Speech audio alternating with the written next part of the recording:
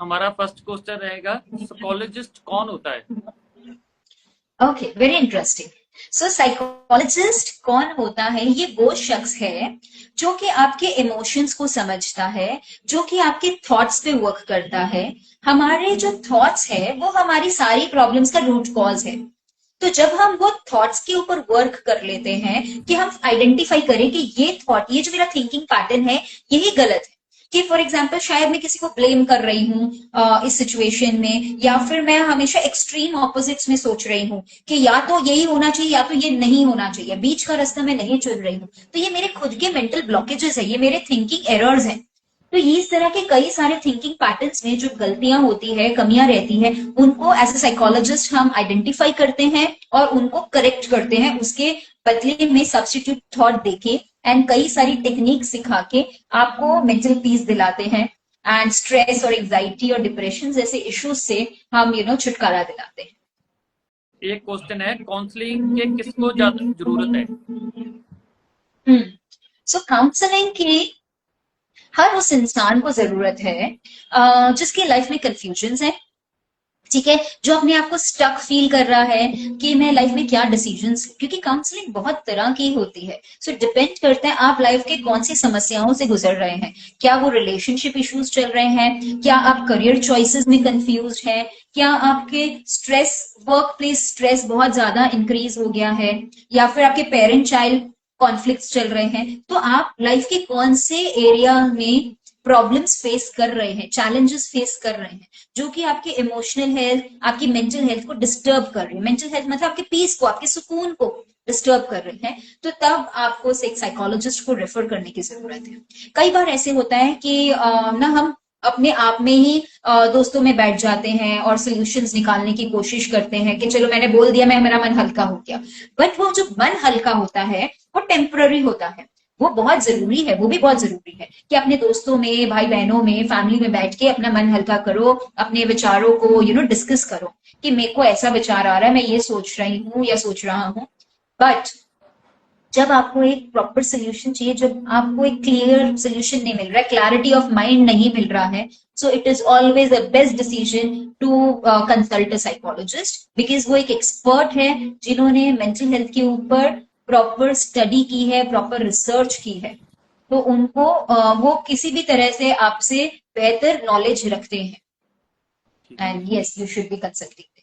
मेरा next question है, counselling and guidance में क्या फर्क होता है? Very good. So counselling and guidance, usually counselling क्या होता है कि जब हम वर्क करते हैं इंसान के इनर रिफ्लेक्शन कराने में। जैसे कि अभी मैं बोल रही हूँ कि ना, आपने मुझसे बोला कि मैं कंफ्यूज हूँ, मेरे को ना लाइफ में हेल्थ के रिलेटेड प्रॉब्लम है, मैं वर्क नहीं कर पा रहा हूँ, या फिर मेरे रिलेशनशिप्स में ये इशू आ रहा है, मेरा अपने पार्टनर के साथ बहुत कॉन्फ्लिक्ट चलता रहता है। इस तरह के कोई भी इश्यूज जो क्लाइंट लेके आते हैं, पेशेंट लेके आते हैं हमारे पास, तो हम उनके इनर रिफ्लेक्शन करवाते हैं कि आप आइडेंटिफाई करो कि आपका कौन सा रिस्पॉन्स या थिंकिंग पैटर्न आप दे रहे हो इस इवेंट को या सिचुएशन। इन जनरल हम बोलते हैं कि एक सिचुएशन आई, उस पे आपका जो रिस्पॉन्स है, आपने उसके ऊपर कैसे रिएक्ट किया, उसके ऊपर कैसे रिस्पॉन्ड किया, उसके ऊपर डिपेंड करता है कि उस सिचुएशन का आउटकम क्या होगा, कि वो सिचुएशन सॉल्व होगी या पहले से भी बदतर हो जाएगी। फॉर एग्जाम्पल, आज एक वाइफ ने हस्बैंड से झगड़ा किया, बहस करी उसकी आदतों की वजह से, ठीक है। तो हस्बैंड ऑफेंड हो गया और उसने भी उल्टा जवाब दे दिया। तो ऐसे सिचुएशन में क्या होगा? सिचुएशन खराब होने वाली, कि एक ने चिल्ला के बोला, दूसरे ने भी रिटर्न में इंस्टेंटली जवाब दे दिया। तो वहां पे इवेंट जो पहले हुआ वो था कि वाइफ ने चिल्लाया, रफली बात की, और उसमें जो रिस्पॉन्स था हस्बैंड का वो भी सेम था। वो रिस्पॉन्स नहीं था, वो रिएक्शन था, कि जो एक्शन आया उसका रिपीटेड एक्शन आया, तो उसने भी तुरंत चिल्ला के बोल दिया, राइट। तो इवेंट प्लस रिस्पॉन्स जो था उस पर बेस्ड होगा आउटकम क्या होगा। तो ये सब गहराई से हम काउंसलिंग में समझाते हैं। एंड हमारा पर्पस या जो गोल रहता है काउंसलिंग में, वो ये रहता है कि सोल्यूशन हम क्लाइंट या पेशेंट में से ही निकालें, ना कि हम सीधा सीधा उसको सोल्यूशन दें। क्यों? क्योंकि हमारे पास सारे आंसर्स हैं। बट गाइडेंस में हम क्या करते हैं? गाइडेंस वो होती है जो आपने मेरे से सोल्यूशन मांगा और मैंने सीधा जवाब दे दिया। फॉर एग्जाम्पल, आपने बोला कि मुझे मेरे बच्चे के लिए एक प्रॉपर कॉलेज चाहिए, सिलेक्शन करना है कौन से कॉलेज, तो मैंने आपको बता दिया ये 4 कॉलेजेस, आप जो कोर्स चूज करना चाहते हैं ये 4 कॉलेजेस हैं, उनके लिए उनमें से आप कोई भी चूज करें। तो मैंने आपको सीधा सीधा गाइडेंस दे दिया कि मतलब सीधा सीधा आंसर दे दिया। तो गाइडेंस जो होती है ज्यादातर स्ट्रेट अवे सोल्यूशन पे फोकस करती है, एंड काउंसलिंग जो होती है इंट्रोस्पेक्शन, सेल्फ रिफ्लेक्शन पे फोकस करती है। टू द पॉइंट भी बोल सकते हैं गाइडेंस में, टू द हाँ पॉइंट जी, आंसर। स्ट्रेट अवे आंसर होता है। हाँ जी। ठीक है, उससे हम ये नहीं बोलते कि आप सोचो, आप विचारो, आप बताओ आपके अंदर से क्या जवाब आ रहा है, वो गाइडेंस में नहीं होता वहां पे। जैसे कि फॉर एग्जांपल आज आप अपने दोस्त के पास गए, तो आपने बोला यार ये बड़ा प्रॉब्लम हो रहा है, तो उसने सीधा बोल दिया अच्छा तुम ये कर लो, कोई प्रॉब्लम आप लेके गए, उसे सीधा सीधा सोल्यूशन दे दिया, तो वो क्या हुआ, वो गाइडेंस हो गई। तो आपने अपने दिमाग पे जोर ही नहीं डाला कि अच्छा इसका क्या क्या सोल्यूशन हो सकता है, या मैंने इसमें इस सिचुएशन में मेरी क्या गलती है, मैं क्या गलत कर रहा हूं, तो उस चीज पे हमने गौर ही नहीं किया, सीधा हमने सोल्यूशन दे दिया, तो वो होती है गाइडेंस। तो कुछ एरियाज लाइफ में ऐसे होते हैं जहां पे हमें गाइडेंस चाहिए होती है, एंड कुछ एरियाज ऐसे होते हैं जहां हमें काउंसलिंग चाहिए। तो जब आप एक एक्सपर्ट से मिलते हैं तो वो डिसाइड कर पाता है कि आपको किस तरह का थेरेपी चाहिए। हाँ जी मैम, बहुत अच्छे से ब्रीफ किया आपने। मैम हमारा नेक्स्ट क्वेश्चन है, साइकोसोमैटिक डिसीज क्या है? बहुत ही ट्रेंडिंग टर्म है आजकल ये साइकोसोमैटिक डिजीज।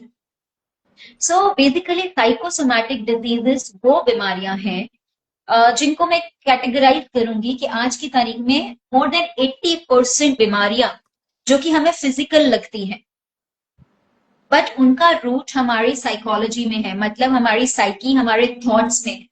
ठीक है, हम कैसे सोचते हैं, एंड रिपीटेडली अगर हमने वो नेगेटिव थॉट्स को रिपीटेडली सोचा है तो हमें कुछ ना कुछ हमारी बॉडी में फील होने लग जाता है। फॉर एग्जाम्पल, अचानक से आपको एक शॉकिंग न्यूज मिली, तो क्या होता है, हमारे पेट में गड़बड़ सी हो जाती है, इसको बोलते हैं आईबीएस, इरिटेबल बोल सिंड्रोम, कि हमें तुरंत ही वॉशरूम विजिट करना पड़ता है। ठीक है, अंडर स्ट्रेस, एकदम शॉकिंग स्ट्रेस आ जाता है हमें। ठीक है, या फिर हमें एकदम से गुस्सा बहुत तेज किसी को आ जाता है तो वो अचानक से कांपने लग जाता है। तो ये हमें प्रूव करता है कि हमारा माइंड और जो हमारी बॉडी है वो इंटरकनेक्टेड है, वो अलग नहीं है। ठीक है, हम सोचे कि नहीं नहीं मैं विचारों में कुछ भी सोचूं पर मेरी बॉडी को कुछ नहीं होगा, मैं अपनी बॉडी का ध्यान रख सकता हूँ, या एक गोली खा के मैं ठीक हो सकता हूँ, तो गोली खा के आप उसको सप्रेस कर रहे हैं। ठीक है, गोली से आपको फुल ट्रीटमेंट नहीं मिल रहा है, आप उसको हील नहीं कर रहे हो, उसको आप टेम्पररी सप्रेस कर रहे हो। बट अगर आपने आइडेंटिफाई किया कि मेरे को कब क्या क्या प्रॉब्लम्स हो रही है, उससे पहले क्या एपिसोड हुआ था, अगर मेरे को कंपन आई बॉडी में, एकदम से शिवरिंग आई, या मेरे को एकदम से जो पेट खराब सा हो गया, मुझे प्रेशर पड़ गया और मुझे वॉशरूम जाना पड़ा, तो वो कब हुआ, जब मैंने एक शॉकिंग न्यूज सुनी। तो तब हम अपने पैटर्न को अंडरस्टैंड करते हैं कि रिपीटेड फॉर्म में। ठीक वो है, जैसे तो जैसे मीडिया वाले करते हैं, वो न्यूज इतनी सी होती, इतनी बड़ा चढ़ा कर दिखाते हैं। नहीं, वो वहां पर मैं रिलेट नहीं करूंगी क्योंकि वो उनका काम है न्यूज को स्प्रेड करना। ठीक है, बट यहाँ पर क्या हो रहा है, प्रॉब्लम माइंड में है, मतलब विचारों में, हमारे बिलीव्स में। ठीक है, हमारी फीलिंग्स में, हम क्या फील कर रहे हैं। आपने मुझे एक न्यूज दी, मैंने उसके बारे में क्या फील किया, ठीक है, उसके बारे में मेरे क्या विचार बने, राइट, तो उसको लेके मैंने क्या रिएक्शन दिया, मेरी बॉडी ने कैसे रिएक्शन दिया। सो वो हो जाता है connection between the mind and the body. अब यही कनेक्शन जब गहरा जाता है, जो एडवर्स इफेक्ट जो गहरे जाते हैं, तो प्रॉब्लम्स आती है जैसे कि अस्थमा, साइनसाइटिस, माइग्रेन और डायबिटीज, यहाँ तक कि कैंसर। कैंसर के भी कुछ सिम्टम्स, मतलब कैंसर के जो कई फैक्टर्स हैं उनमें से एक फैक्टर है अक्यूमुलेटेड एंगर, नेगेटिव इमोशंस। जो इंसान नेगेटिव इमोशंस को बहुत ज्यादा अपने अंदर, किसी के खिलाफ ग्रजेस को, किसी के खिलाफ एंगर को अपने अंदर पाइल अप करता रहता है, वैसे इंसानों की काफी शक्यता बढ़ जाती है कैंसरस डिजीजेस होने की। हाई ब्लड प्रेशर, अस्थमा और इस तरह की कई सारी बीमारियां, जैसे कि फ्रोजन शोल्डर, रूमेटाइड आर्थराइटिस, इस तरह की बहुत सारी हेल्थ इश्यूज है जो कि फिजिकल इश्यूज है, वो हमारे मेंटल थॉट्स की वजह से, नेगेटिव थॉट्स की वजह से अकर होती है। तो इनको हम लेबल करते हैं साइकोसोमैटिक डिसऑर्डर्स। एंड अब मेडिकल साइंस भी इसको मानती है एंड अप्रूव करती है कि मोर देन 80% जो बीमारियां हैं वो साइकोसोमैटिक है, वो हमारे गलत विचारों की वजह से हो रही है। तो अगर हम सीधा अपने विचारों पे वर्क कर लें तो शक्यता है कि काफी हद तक आपकी वो प्रॉब्लम्स फिजिकल बॉडी में आएगी ही नहीं, राइट। तो ये होता है हमारे साइकोसोमैटिक। मैम आपके क्वेश्चन में से एक क्वेश्चन याद आया, हम नेगेटिव थॉट्स को कैसे रोकें? ओके, नेगेटिव थॉट्स को कैसे रोकें? पहले तो हमें थॉट्स को रोकना हमारा काम नहीं है, ठीक है, क्योंकि हमारे कई विचार आते हैं। एक इंसान, साइकोलॉजी रिसर्च बताती है कि एक इंसान दिन में मोर देन 60,000 थॉट्स सोचता है, 60,000 थॉट्स, ठीक है, हर इंसान। बट अगर हम हर थॉट को पकड़ने लग जाएं तो हम तो शायद दिल को क्रेजी, ठीक है ना, तो हमें वो नहीं करना है, और हम वो कर भी नहीं सकते, उतनी ताकत हमारे ब्रेन की नहीं है, ठीक है। तो अब जब नेगेटिव थॉट्स जो आ रहे हैं तो हमें उनको इंट्रोस्पेक्ट करना है कि ये थॉट मैंने कहाँ से लिया, क्या ये मेरा थॉट है, ठीक है, ये मेरे को कहाँ हेल्प कर रहा है, ये मेरे लाइफ में मुझे प्रोग्रेसिवली हेल्प कर रहा है या मुझे स्टक फील करा रहा है, इससे मैं क्या ड्रेन हो रही हूँ या मैं पॉजिटिव या खुश फील कर रही हूँ। तो अपने थॉट्स को क्वेश्चन करना शुरू करें, हमें माइंडफुल होना शुरू करना है अपने विचारों को लेके। कि अगर फॉर एग्जाम्पल मैं मेरे रिलेशनशिप में कुछ प्रॉब्लम हुई कि मेरे एक फ्रेंड जिसको मैं बहुत टाइम बाद मिली और उसने मेरे को दूर से देख के इग्नोर कर दिया, उसने मुझे हाय नहीं किया, हेलो नहीं किया, मैंने उसको वेव किया बट उसने मुझे रिस्पॉन्ड नहीं किया। तो ऐसे में हमारा दिमाग क्या सोचता है कि पता नहीं वो बहुत ही नेगेटिव, बहुत ही एटीट्यूड में है, बहुत ही एरोगेंट है, उसके बहुत ही भाव बढ़ गए हैं, मेरे को उसने बात नहीं करी, इंपॉर्टेंस नहीं दी, तो हमारा ब्रेन पहले नेगेटिव सोचता। बट उसी वक्त अगर हम अपने आप को रोक लें और अपने आप को क्वेश्चन करें कि क्या यही एक पॉसिबिलिटी है या कोई और पॉसिबिलिटी भी हो सकती है।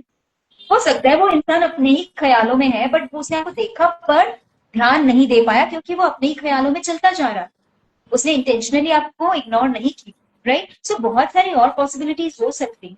तो इस तरीके से एवरी टाइम जब आपके मन में कोई नेगेटिव थॉट आता है, आपको अपने थॉट को क्वेश्चन करना है एंड यस उसको कहना है ओके आई अंडरस्टैंड, आप वो थॉट आए हो, जैसे किसी इंसान से बात करते हैं हम अपने थॉट से बात कर सकते हैं कि I do not want you, I do not accept you, please go away, ठीक है ना। जो चीज हमें लाइफ में नहीं चाहिए तो हम उसको कह देते हैं प्लीज गो अवे। वैसे ही वो नेगेटिव थॉट से भी हम बात कर सकते हैं, आइडेंटिफाई पहले करेंगे फिर हम उसको बात कर पाएंगे। सो फर्स्ट स्टेज आती है हमेशा हमारी थेरेपी में, दैट इज अवेयरनेस।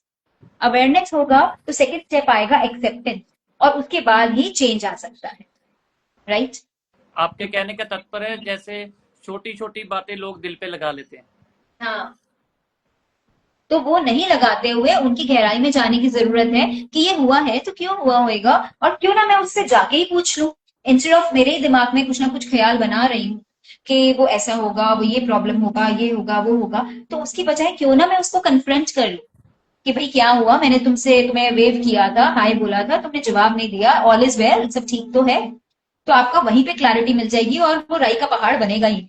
हाँ जी, और लोग उस इंसान से पूछने की बजाय और किसी से शेयर करते हैं बात। एग्जैक्टली हमें जिससे प्रॉब्लम है हम उस इंसान से एड्रेस नहीं करते वो प्रॉब्लम को, हम उसके पीछे दूसरे लोगों को बोलते हैं कि उसने मेरे साथ ऐसा बिहेव किया, उसने मेरे साथ गलत व्यवहार किया, और वो दूसरे इंसान के पास उस चीज का कोई सोल्यूशन नहीं है, वो काम कर रहा है जैसे आग में घी डालने का काम कर रहा होता है, राइट। तो वहां पे हमें सोल्यूशन नहीं मिलने। हाँ जी, ठीक। मैम एक क्वेश्चन और है मेरा, आप जैसे साइकोलॉजिस्ट हो, आप साथ साथ प्रेनिक हीलर भी हो। प्रेनिक हीलर लोग बहुत इसकी स्टडी करते हैं, मुझे नहीं लगता बहुत ज्यादा लोगों को मालूम है इसके बारे में। अगर मैं बहुत ज्यादा लोगों की बात करूं तो 120 से ज्यादा देश हैं जहां पे प्राणिक हीलिंग प्रैक्टिस की जा रही है, ठीक है। जो मास्टर थे, इनके जो फाउंडर थे वो फिलीपाइंस से थे और उन्होंने इंडिया में आकर रिसर्च की थी, उन्होंने बहुत सारे देशों में जाकर रिसर्च की थी और इंडिया में उनको सबसे ज्यादा एविडेंसेस मिले एनर्जी के, और इसीलिए उन्होंने नाम भी इस साइंस का इंडियन रखा, प्राणिक मतलब प्राणा, एनर्जी को यूज करके जब हम हीलिंग करते हैं तो उसको कहते हैं प्राणिक हीलिंग, जो कि अपने इंडियन संस्कृत वर्ड में से वो नाम निकला है। एंड इसका जो मेन सबसे बड़ा आश्रम है वो हमारे इंडिया में पुणे के पास मुल्शी एक हिल स्टेशन है वहां पर है, ठीक है। तो बात रही स्प्रेड होने की या जानकारी के बारे में, तो ये लोगों में अब धीरे धीरे अवेयरनेस आ रही है, पर जैसे मैंने बताया मोर देन 120 कंट्रीज में ऑलरेडी प्रैक्टिस हो रहा है एंड धीरे धीरे अभी और इसका अवेयरनेस आ रहा है, बिकॉज अब लोग समझने लग रहे हैं कि हमारी फिजिकल बॉडी के अलावा भी हमारी एक्सटर्नल एक बॉडी है जिसको हम ऑरा या चक्र के नाम से जानते हैं। ऑरा में हमारे चक्र रहते हैं जिनको हम हीलिंग करते हैं, और उससे हमारी बहुत सारी लाइफ की प्रॉब्लम्स को हम रिजॉल्व कर सकते हैं। मैम आसान भाषा में बताना चाहे तो प्राणिक हीलर होता क्या है? प्राणिक हीलर एक वो इंसान है जो आपको टच नहीं करता है, आपको दवाई नहीं देता है, आपको काउंसलिंग भी नहीं करता है, बट सिर्फ आपका आभा मंडल जो है, आपकी फिजिकल बॉडी के बाहर एक एनर्जी बॉडी है, ठीक है, जो आपको दिखाई नहीं देती। उसके अंदर चक्र है, जैसे हमने 7 चक्र के बारे में सुना होगा, ठीक है। तो वो जो 7 चक्र है, जो वो मेन चक्र होते हैं, ठीक है, जो हमें पूरी बॉडी के फंक्शंस को कंट्रोल करते हैं, चाहे वो फिजिकल फंक्शन है, चाहे वो इमोशनल फंक्शन है, बट उसके अलावा भी कई ज्यादा चक्र होते हैं। ये 7 जो होते हैं मेन चक्र होते हैं, राइट। तो इनके ये जो सारे चक्र हैं, इनसे हमारे फिजिकल ऑर्गन्स कनेक्ट होते हैं। फॉर एग्जाम्पल हमारा जो हार्ट चक्र है, तो हमारे फिजिकल हार्ट के पास में होता है, तो उसका जो फंक्शन है हमारे लंग्स को और हमारे हार्ट का नॉर्मल फंक्शनिंग करवाना और उसको प्रोटेक्ट करना। तो अगर ये हार्ट चक्र में ब्लॉकेज है, कंजेशन है, तो हमारी फिजिकल बॉडी में प्रॉब्लम्स आने की चांसेस बढ़ जाते हैं। और जब हम उसको ठीक कर देते हैं, हीलिंग की कुछ टेक्निक्स होती है जिसमें हम इंसान को ना टच करते हैं, ना कोई दवाई देते हैं, वो टेक्निक्स हमें सिखाई जाती है कोर्सेज में, एंड वो यूज करके हम उनकी हीलिंग करते हैं एंड उनको रिजल्ट्स देते हैं। मैम एक क्वेश्चन मेरा और है, थोड़ा सा टॉपिक से हटकर है, मुझे लगता है पूछना चाहिए। बिल्कुल बताइए। शुरुआत में हम कैसे पकड़ सकते हैं शुरुआती स्टेज में भी ये इंसान डिप्रेशन में है? ये इंसान डिप्रेशन में है, तो यस, तो ये बिल्कुल भी हटके नहीं है, ये टॉपिक से कनेक्शन में ही है कि हम कैसे आइडेंटिफाई करें कि वो इंसान डिप्रेशन में है। एज अ ले मैन, एज अ घर में हमें पता करना है। तो वो इंसान ज्यादातर आप देखोगे कि अकेला रहना पसंद करता है, अपने आप में रहना पसंद करता है, किसी से बातें नहीं करना चाहता है। तो एक्सट्रीम बिहेवियर्स भी हो सकते हैं, या तो वो अपनी तकलीफों को छुपाने के लिए ऊपर एक अपना एक पर्दे एक लेयर बनाता है, तो वो ओवर सोशलाइजिंग भी करने लग सकता है, जो कि कम केसेस होते हैं, बट वो भी पॉसिबिलिटी है, ठीक है। या तो फिर वो अपने आप में बहुत ही अकेले में रहने लग जाते हैं, अपने मन की बातें किसी को नहीं करता है, खाने पीने के उनके पैटर्न्स चेंज हो जाते हैं, उनके स्लीप पैटर्न्स चेंज हो जाते हैं। कई बार खाने पीने की बात करूं तो या तो वो अपने आप को बिल्कुल खाने से वंचित रखते हैं, अपनी सारी फेवरेट चीजें छोड़ देते हैं, खाना खाना बंद से कर देते हैं, उनकी फिजिकल हेल्थ अफेक्ट होने लग जाती है, वो वीक फील करने लग जाते हैं, ठीक है। वो पूरा टाइम सोना पसंद करते हैं, वो अकेले रहते हैं, सोचते रहते हैं, और कई बार बहुत रोते रहते हैं अकेलेपन में, और अपने आप को हर चीज के लिए ब्लेम करने लग जाते हैं। कई बार अपने आप को ब्लेम करने लग जाते हैं, या फिर कई बार सामने वाले इंसान या सिचुएशन को ब्लेम करने लग जाते हैं। बट वो जो ब्लेमिंग कंडीशन है ना, वो एक्सट्रीम में होती है, ठीक है। वो थोड़ा बहुत नहीं होता कि एक आध दिन ब्लेम किया और हो गया, नहीं। ये जो कंडीशंस जो भी मैं आपको बता रही हूँ, ये बहुत लंबे समय तक, अब 4 महीने 6 महीने तक जब आप देख रहे हैं कि ये पैटर्न इसका बढ़ता ही जा रहा है, शुरुआती तौर पे थोड़े दिनों से शुरू हुआ, बट ये बढ़ता ही जा रहा है, तब हम उसको टेक्निकली या ऑफिशियली डिप्रेशन के कैटेगरी में देते हैं। उसके लिए भी डिप्रेशन को असेस करने के लिए कुछ साइकोलॉजिकल टेस्ट आते हैं, जो कि एक क्लिनिकल साइकोलॉजिस्ट असेस करता है, ठीक है। उसके बाद उनकी काउंसलिंग की जाती है, या फिर अगर वो पेशेंट चाहे तो साइकियाट्रिक ट्रीटमेंट ले, वो उसकी चॉइस होती है कि उसको क्या करना है। बट दोनों ही ट्रीटमेंट्स में, चाहे वो साइकोलॉजिकल ट्रीटमेंट है, चाहे वो साइकियाट्रिक ट्रीटमेंट है, दोनों में उसका इलाज होता है। साइकियाट्रिक ट्रीटमेंट में क्या होता है कि हम मेडिसिन देके उसको टेम्पररी सप्रेस करते हैं, बट साइकोलॉजिकल ट्रीटमेंट में हम उसके रूट कॉज को फाइंड करके उसको डायरेक्टली हील करते हैं, राइट। तो इस तरीके से हम आइडेंटिफाई कर सकते हैं। बट अगर घर में अगर आप आइडेंटिफाई करना चाहते हैं, अपने रिश्तेदारों में या दोस्तों में आइडेंटिफाई करना चाहते हैं, तो जब आपने देखा ये कुछ दिनों से, 10 दिन 15 दिन से ही ये सिम्टम्स दिख रहे हैं, तो that is the right time कि उसको आप सजेस्ट करें, आप उसको एक लेके जाइए साइकोलॉजिस्ट के पास, कि रेफर कराइए कि मैम ये तकलीफें आ रही हैं, तो इसको हम कैसे हेल्प कर सकते हैं। Then psychologist will identify. कई बार क्या होता है ना, जो इंसान डिप्रेशन में होता है वो साइकोलॉजिस्ट के पास जाने से डरता है, कहीं वो बोल ना दे आप मेंटल स्ट्रेस में है, तो वो कई बार ये होती है बात।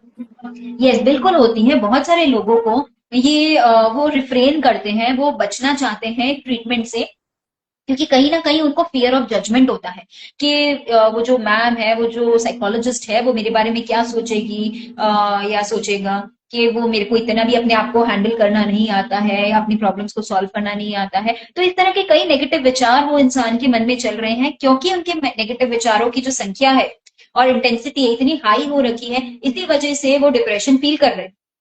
वो हर सिचुएशन को एक नेगेटिव लेंस से देख रहे होते हैं कि जैसे कहते हैं ना, एक गंदा लेंस है तो उसके आर पार जब आप देखोगे तो सिर्फ आपको गंदगी ही दिखेगी। तो वैसे ही थॉट्स के लिए हम बोलते हैं एक नेगेटिव लेंस होता है, तो उसके आर पार जब भी आप सोचोगे तो उसके आर पार आपको नेगेटिव ही दिखाई देगा। आप हर इंसान के बारे में नेगेटिवली ही सोचते हो कि नहीं वो मुझे समझेगा नहीं, उसको मेरे बारे में नहीं पता चलेगा, या वो मुझे जज करेगा, या मुझे एक्सेप्ट नहीं करेगा, या मेरे थॉट्स को वैलिडेट नहीं करेगा। तो इस तरह के विचार उस इंसान में आने बहुत ही नॉर्मल है। बट एज अ फ्रेंड और एज अ रिलेटिव हमारा ये रोल बनता है कि उसको हम ये आश्वासन दें कि ये आपको साइकोलॉजिस्ट के पास जाने से ये सब बेनिफिट्स मिल सकते हैं। अगर पॉसिबल हो तो आप पहले ही साइकोलॉजिस्ट से बात कर सकते हैं, साइकोलॉजिस्ट आपको गाइड कर सकते हैं कि उस इंसान को आपको कैसे समझाना है, क्योंकि जब तक वो पहला स्टेप नहीं लेंगे तब तक उनकी हीलिंग जर्नी शुरू नहीं होगी। उनकी हीलिंग जर्नी तभी शुरू हो सकती है जब वो खुद सिलेक्ट करते हैं, जब वो खुद चॉइस करते हैं कि यस मुझे हील होना है, मुझे रिकवर करना है, अपनी प्रॉब्लम से सोल्यूशन चाहिए। जैसे कई लोग होते हैं एडिक्शन वाले, ठीक है, तो कई बार कई लोग आते हैं कि भाई मेरे हस्बैंड को टोबैको एडिक्शन है, या स्मोकिंग एडिक्शन है, या फिर बच्चों को स्क्रीन एडिक्शन है। तो इस तरह के कोई भी एडिक्शन है, तो जब तक वो इंसान जिसको एडिक्शन है वो नहीं चाहता कि मैं एडिक्शन छोड़ू, तब तक वो पॉसिबल नहीं है। हम किसी को भी जबरदस्ती लाके थेरेपी में नहीं बिठा सकते, क्योंकि उस इंसान की खुद की विलिंगनेस होनी चाहिए कि फॉर एग्जाम्पल मुझे एडिक्शन छोड़ना है बट मुझे सोल्यूशन नहीं पता, मुझे रास्ता नहीं पता, मैम आप मुझे गाइड करो। So yes, then a psychologist is available to guide and help.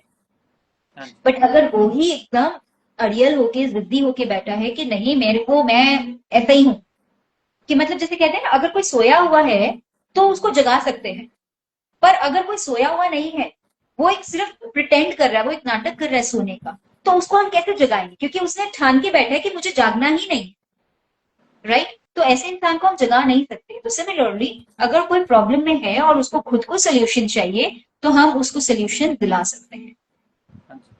Last question है, आप ऑडियंस को सजेशन दीजिए डेली रूटीन में मेंटल हेल्थ को कैसे इक्वल रख सकते हैं। मेंटल हेल्थ जो है, जैसे मैंने आपको पहले भी बताया कि जो मेंटल हेल्थ है वो हमारी फिजिकल हेल्थ से बहुत ज्यादा कनेक्टेड है, कि माइंड और बॉडी अलग नहीं है। तो पहली चीज जो बहुत से लोग कर रहे हैं, जो कि गलत खाना खाना, ठीक है, अपनी फिजिकल हेल्थ का ध्यान नहीं रखना। तो सालों से सदियों से हमने ये कोटेशन सुना है, healthy mind lies in a healthy body, ठीक है। तो इसका मतलब क्या है कि हमारे जो सही विचार, हेल्दी माइंड मतलब एक सही विचार हम कब आ सकते हैं, जब हमारी फिजिकल हेल्थ अच्छी है। कि मतलब अगर फिजिकली हम बीमार है, डल है, ठीक फिट नहीं फील कर रहे हैं, तो हमारा मूड ऐसे भी खराब रहेगा, ठीक है ना। तो हम एक अच्छी मेंटल बॉडी को एग्जिस्ट नहीं कर सकते, अपने अंदर ला नहीं सकते। तो healthy mind lies in a healthy body. तो सबसे पहले अपनी फिजिकल हेल्थ का ध्यान रखें, अच्छा और क्लीन खाना खाएं।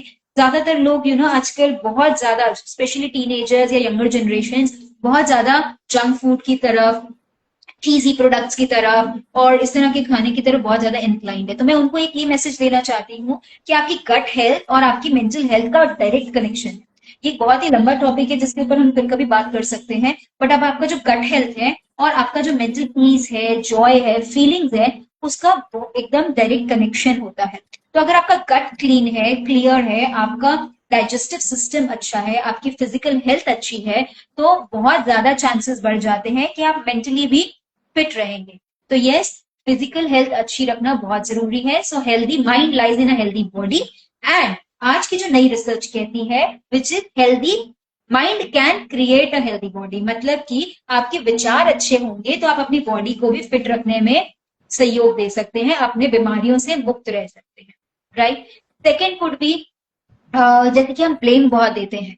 अपने रिलेशनशिप्स की एक बात करो, रिलेशनशिप के कितने भी कॉन्फ्लिक्ट्स होते हैं उसमें एक कॉमन चीज जो हमें मिलती है, दिखाई देती है, जो कि है ब्लेम गेम। मैं कहती हूँ हमेशा अपने पेशेंट से कि blame game is the simplest of all, कि बहुत आसानी से हम सामने वाले पे ब्लेम देख के हम अपने हाथ खड़े कर देते, हम फ्री हो जाते कि भाई मेरी तो कोई गलती नहीं है, जो हुआ है, जो करा धरा है तुम्हारा ही है, it is you who is responsible for this problematic situation. तो वहां पे हम अपने आप को फ्री कर देते हैं। इंस्टेड हम क्या कर सकते हैं, हम अपने ऊपर रिस्पॉन्सिबिलिटी दें कि मैंने इस सिचुएशन को कैसे क्रिएट किया है और इस सिचुएशन को मैं कैसे ठीक कर सकती हूँ।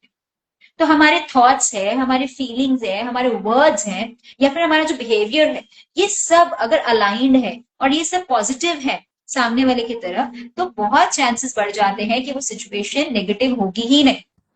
तो instead of going for blaming on others, हम अपने ऊपर रिस्पॉन्सिबिलिटी लें कि ये प्रॉब्लम कैसे आई, इसमें मेरा क्या रोल था और मैं इसको कैसे करेक्ट कर सकता। राइट। एक और सजेशन मैं यहाँ पर देना चाहूंगी लोगों को कि हम हमेशा ना दूसरों को वर्क करने पे लग जाते हैं, दूसरों पे वर्क करने लग जाते हैं।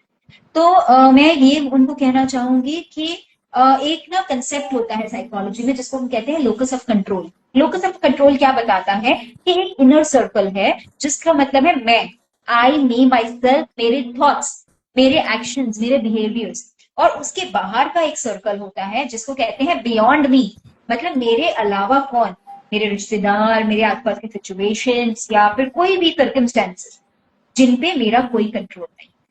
तो अगर हम ये लोकस ऑफ कंट्रोल का कंसेप्ट को फॉलो करें तो हमें किस चीज पे ध्यान देना है, मेरे ऊपर, मेरे विचारों के ऊपर, मेरे एक्शंस पे। क्यों? क्योंकि उन्हीं पे मेरा कंट्रोल है।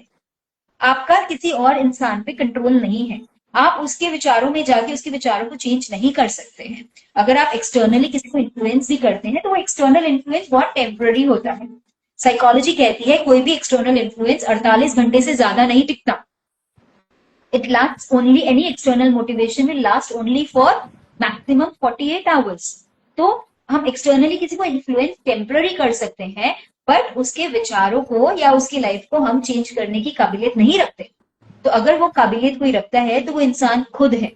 So focus on what you can change in yourself, what are your problems and how you can help yourself, और किसी दूसरों पे फोकस करना बंद। हाँ सो ये कुछ सजेशंस मेरी तरफ से मैं देना चाहूँ। हाँ जी दोस्तों, जैसे कि हमारा आज का टॉपिक था मैं साइकोलॉजिस्ट के पास क्यों जाऊं, इससे मैं उम्मीद करता हूं ऑडियंस को बहुत कुछ सीखने को मिला होगा। Yes, I ma'am would. ने मैम ने बहुत अच्छे से ब्रीफ किया।